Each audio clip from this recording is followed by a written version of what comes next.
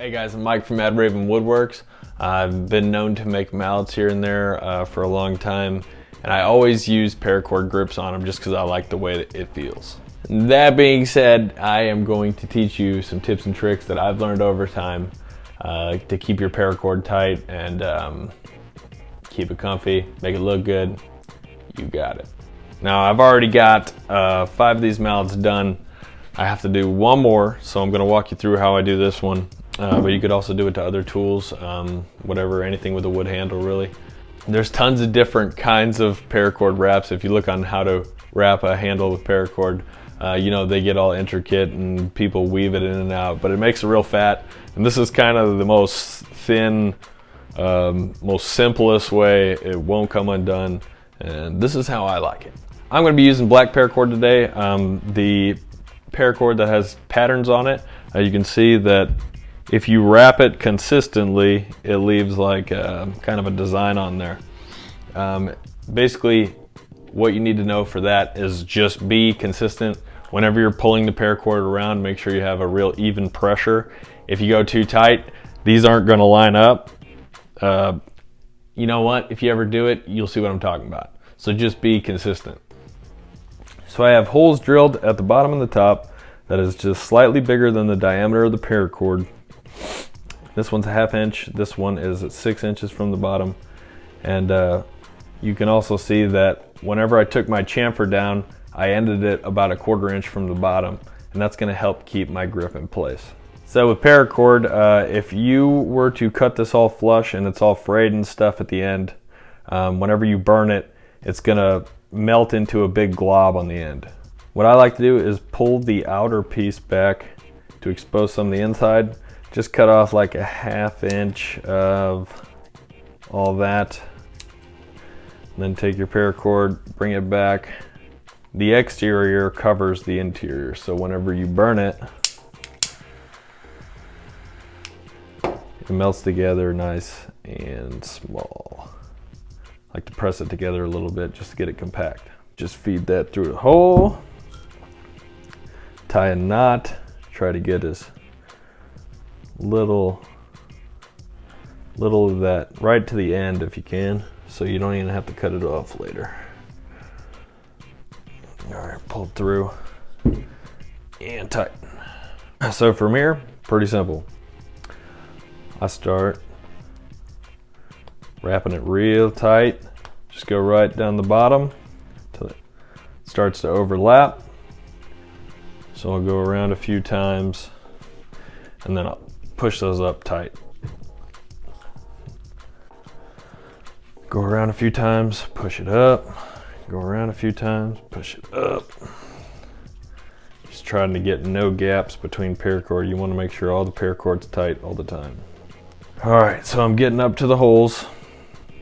So you can see this hole is half covered. This hole is going to line up perfectly with the paracord. So I'm going to just cut off leave about 8 inches for me to work with later.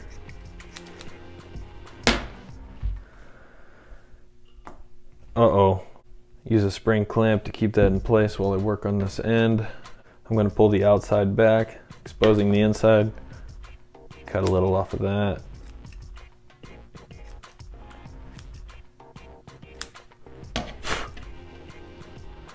Then I'm going to pull the outside over it. I can feel it ends about right there. So I am actually going to cut a little more off. I cut a little too much off the inside. And I'm going to melt that.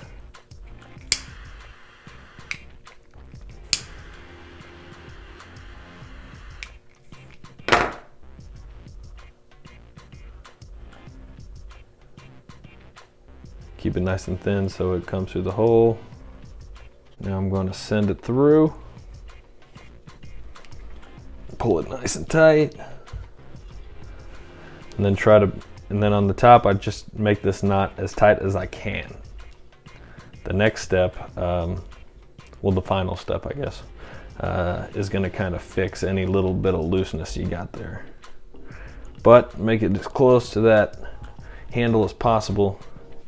Pull it as tight as possible. There we go. I'm gonna cut that off with just a little tiny bit above that knot. Now I'm gonna burn that end so it never comes undone. Burn this one a little more. Now I always take a Sharpie. The white fibers on the inside kind of stand out, so I like to just take a Sharpie, color that in.